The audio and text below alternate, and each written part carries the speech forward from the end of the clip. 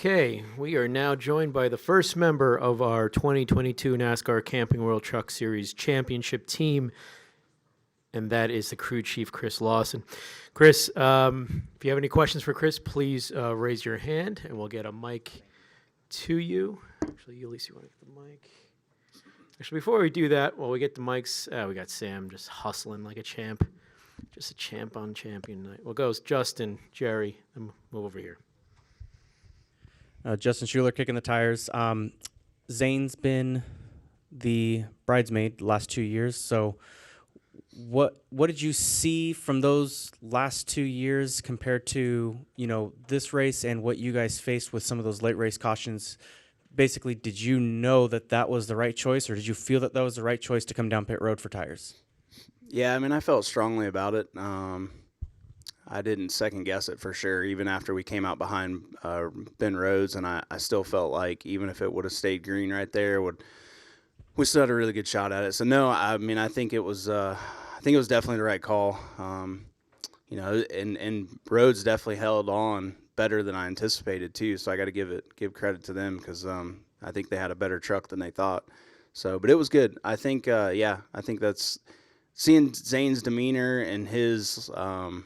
He just keeps it calm and cool, and I think that led to my decision too, because I knew he wasn't going to overreact or do anything crazy. I think he was just going to make it happen. So yeah, I felt good about it. And talking about letting it happen, did you just do that, or was there any communication that you gave to him or plans ahead of time if there was an overtime restart, or did you just go, here's your tires, it's all in your hands now? Nah, just gave him tires and said, have at it, man. It's on you. Okay, we're also joined by the general manager of Front Row Motorsports, Jerry Freeze, and we'll continue the questions with Jerry Jordan. Jerry Jordan, kicking the tires.net. Jerry, since you walked in, your thoughts on how things played out, and were you nervous there going into the closing laps? I'm not a crew chief, or I'm not a driver. I asked him when we were in Victory Lane, did you ever think about taking two tires? Because I was kind of thinking that was the move there. And then when Zane took the bottom, I kind of questioned that too. But I'll stick with my day job. I don't need to second guess those guys. They know what they're doing. But yeah, it was pretty exciting in our pit area there, and the caution came out for me at kind of the worst time, and we had struggled on pit road all night, and the crew actually had probably their best stop of the night, but some guys took two tires, and Zane had to dig us out of that hole there, and he did a fantastic job. And Bob tweeted out earlier about the team and everything. For you, what does this mean to get the win for the Manufacturers Championship for Ford, and also for your organization as well? This is a championship for Front Row is a major deal, obviously. It is, without a doubt. I've been with Front Row for 14 years, and to kind of think of what we were 14 years ago and where the team is today, with winning 3 Cup Series races, a Daytona 500, and winning the truck races with the 38 truck the last few years. It's really come an awful long way, and and it just helps validate our company as not just a race winning organization now, but one that's capable of winning championships. And and I'm excited for the future of where it might take us business wise and with people. And we've got a lot of great core people at Front Row Motorsports, and this guy on my right is without a doubt one of them, and he's a hardworking individual. I'm so happy for him and his team. He's got a great group around him, and he's a great leader, and they've been just working their guts out to bring the best trucks to the racetrack the last several races, and they do every race, but the last few races especially. And I'm so proud of them, and so proud of Zane and Bob Jenkins too, because he puts his heart and soul in the Front Row Motorsports and has been behind us all the way. Matt Weaver, Racing America, for both of you guys. When that caution comes out and kind of erases that big lead, did the confidence ever waver? Was there any sort of, like, when you start to think about the way the strategy could play out, the possibility of 2 tires, no tires, was there any sort of nervousness at all about how this could play out for both of you guys? I mean, there definitely was for me. I knew what our plan was as soon as the caution did come out, but I guess you never really know how it's going to play out, right? Depends on how many guys stay out, and and how crazy they get. I mean, that's what it comes down to. But I've always told Zane that I would put him on offense at every chance we get. He doesn't like to be on defense, and neither do I. So I'd rather put it in his hands and let him make the right moves. And that's what I told him we were going to do going into tonight, and that's what we did. Jerry? Yeah, I mean, Chris said it all. I think putting Zane on offense, he was so determined tonight. Like I said, we struggled with our first couple of pit stops, lost a few spots on pit road, and Zane just worked his way right back to the lead. And there at the end, I thought our hole might have been a little too big, but he got out of it pretty quick. And Chris knew what to do and what was the right call. And pretty quickly it was clear that was the right call, and Zane was just going to make it happen and got it done. And for Chris, you said to him, it's on you, have at it. Does he ever require any sort of like motivational? Because you guys did come out behind all the other championship guys, and Ben took 2. Does he need to hear anything to set up that that 4 wide situation? And then after he gets through and threads the needle, did you tell him anything like good job, whatever? No, I just let him work. It's kind of weird. He gets on me sometimes because I don't talk to him on the radio, and I always run everything through a spotter on Channel 2 and then let it relay. And it's just how we've done it all year. And so, no, I don't. Honestly, I just let him do his thing and try and keep the radio as quiet as possible. I know that there's nobody any more motivated than he is, so there's no reason to try and – I don't have to goose him for sure. So, no, I just let him go to work and do his thing. Zach? Zach Sterniola with NASCAR.com. For both of you, you talked about putting Zane on the offense, but that 4 wide move into turn 3, I'm curious what the reaction was there. Was there any concern that was almost too much offense, trying to make up that much ground in one move? No, I think he was in a box. He had to make it happen. I think he knew it was time to get aggressive and how aggressive to get, and that was all of it, right? So, no, I wasn't. Honestly, as weird as it is, I wasn't nervous, and I think it's because we were 4 wide bottom and not 4 wide top. So, felt pretty good about it going into 3. Yeah, I'll add my 2 cents watching it too, maybe off your question a little bit, but I think, especially like after the Xfinity race at Martinsville and the truck races have been kind of a little ruthless at the end in the past, and it was really neat to see those guys race as hard as they did, not just Zane, but Ben Rhodes and Chandler, and even when Majeski spun out, he could have easily taken Zane out, and I think he was trying hard not to, and so it was really neat to see guys just really racing hard, and it was a heck of a finish, and I think everybody in the Truck Series should be proud of that. I'm curious too, Jerry, the development of this Truck Series program, it's been pretty quick in these past couple of years. What has led to you guys being so successful pretty much right off the bat with this program, both with Zane obviously this year and Todd last year? That one's easy. It's this guy right here, Chris Lawson. He is the secret sauce that makes it go. And for us, we got into the Truck Series just kind of, it was an incidental way, I guess you'd say, when Todd Gilliland had lost his opportunity with Kyle Busch, and we had known, David Gilliland obviously had driven for us years ago, and we knew Todd since he was a little kid and followed his racing and tried to help wherever we could. And we really wanted to help Todd continue his career and talk to David about, what we could do. And so, David, the first year or two of the front row truck team was really David Gilliland Racing dressed up as Front Row Motorsports. But as time went on, front row, it migrated more into front row. Chris has been a constant with it, though, and his engineer, Dylan Capello, and his car chief, Kyle Moon, they have been the 3 constants since we started that truck team. And the only thing, and a few players have changed, but, Todd, when he moved out and we moved him to the Cup car and brought Zane in, that was a huge change. And obviously, things really got going great this year. With Zane was just ready to go, and the team was ready and clicking on all cylinders, so for us, I don't know if we had just started it from scratch that we would have this kind of success this fast.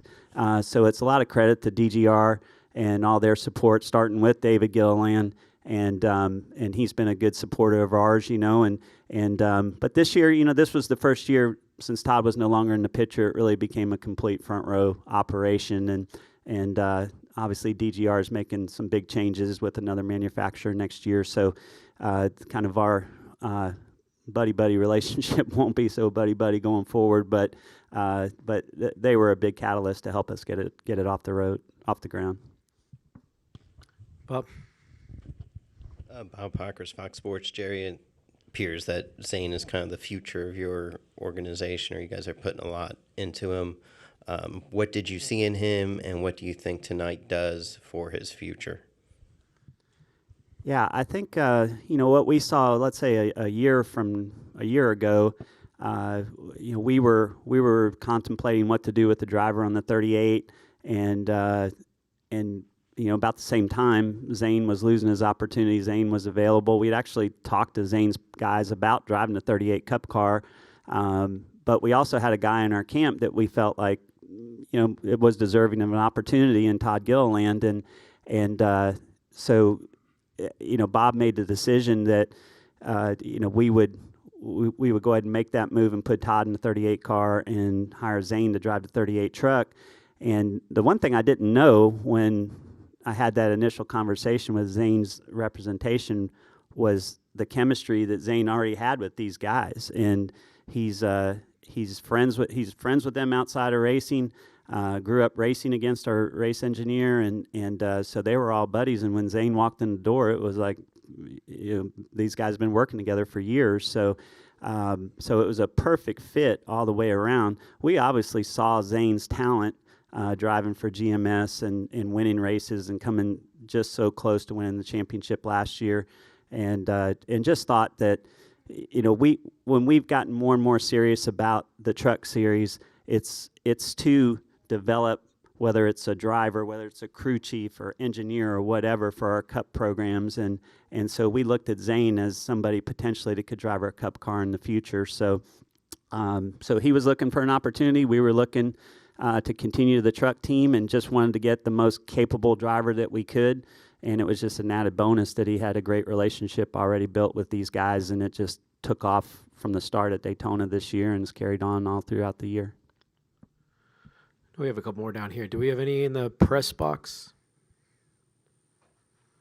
We have two questions down here. Are either you're good? Is it for Chris or for Jerry? Good. Cool. Cole Kusman with the Arizona Republic. Zane's been very vocal about, when he moved over to front row, that he wanted to keep the team intact. Just how important was that to you guys when he moved over, and how do you think it helped with the success that you guys have attained this season? Yeah, I'll take that one, because I know, I had the dialogue with Zane and with his guys, and that was important to him, just because of that chemistry he had with these guys outside of, let's say, the work environment. And so it was important to him. I think he had a couple other opportunities maybe at the time, so I think that kind of maybe tripped the trigger to go to front row and give us a shot, and so I'm grateful that he did, for sure. Any other questions for our championship-winning team? Okay. Are Dustin and Mike, are any of those for Chris? Chris, we're going to let you go. Congratulations on an outstanding season in this championship. Well done. Okay, Dustin, and then we'll go to Mike. Dustin Long, NBC Sports. Jerry, you alluded to with your years there that, years ago when you guys got that first win, that was a significant thing because of the rarity of it. In the last year and a half, 2 years, you guys have won a Daytona 500. You won a truck championship. How can this help further? I don't want to say change the culture, but further move it along to where people even more so inside have that greater confidence, and people on the outside can see that front row motorsports can be a viable option to go to or look at, as opposed to maybe how they might have viewed it 5 years ago or something like that. Yeah, I think the wins and now the championship, I will believe will just further cement front row as a competitive organization, and capable of winning races for sure. Now winning a championship in one of NASCAR's higher series, and I'll tell you guys, or tell you, Dustin, that the one thing that's been kind of interesting, we lost our crew chief with the 34s moving on, and Blake Harris, and that's a blow to us that I thought was really going to cripple us. Blake has brought a lot to our Cup operation this year. And I told Michael McDowell a few days after Blake had made his decision, I said, it's kind of like a bad news, good news situation, from what I can see so far. Is bad news is we've run so good, there's teams that want to hire our people. The good news is we've run so good, we're getting a lot of decent phone calls from guys that want to come to work for us, and that wasn't happening in the past. And so I think just industry-wide, and especially in the situation with Blake moving on from the 34, I've really noticed it, that I've had conversations that we didn't have before, and we're embarking on our own pit crew program next year, and you're talking to guys that are really talented guys that really like what they hear about what we have going on, and so it's been different for sure. And I think winning the championship here tonight, winning another truck race, will just help in that people's perspective of Front Row Motorsports, of maybe what they thought of it a couple years ago versus what they think about it now. Michael Massey, front stretch. Are you considering moving Chris up to the Cup level at all after he's delivered you guys a championship? Or? I think eventually we would. We'd like to. I've talked to him about it. It's kind of interesting. I'll say this since he's gone, but a year ago, Chris is a very hands-on crew chief, very hands-on, and probably Cup racing he needs to be a little less hands-on, a little more computer-oriented, but he's a hands-on guy. He loves working with the cars. When we got the first next-gen car in the shop last winter, and I remember I walked in the shop and he's kind of eyeballing everything and looking it over, and I said, "What do you think?" And he said, "You will never catch me working on one of these things." And he said, "I got to be able to do something to this, not just take this part and bolt it onto the car." And now he had an opportunity to go to the track with us a few times when our 38 crew chief got suspended earlier this year, and helped us get through some races. And I think he saw a different side of it, that there are things you can adjust and still take your ideas and concepts and put it into this car, even though the parts are all spec'd out for you. And he got more excited about it when we talked about running a few races with Zane next year in the Cup Series. And that's our plan, is to take the truck team and race it in the Cup Series next year on the off-truck weekends. Chris was really excited about it. And so I think ultimately he will be in the Cup Series, and I hope with Front Row Motorsports, that's our plan. And I don't see it full-time next year, but who knows, maybe a year after that. What's been more fun so far, Daytona 500 or Truck Championship?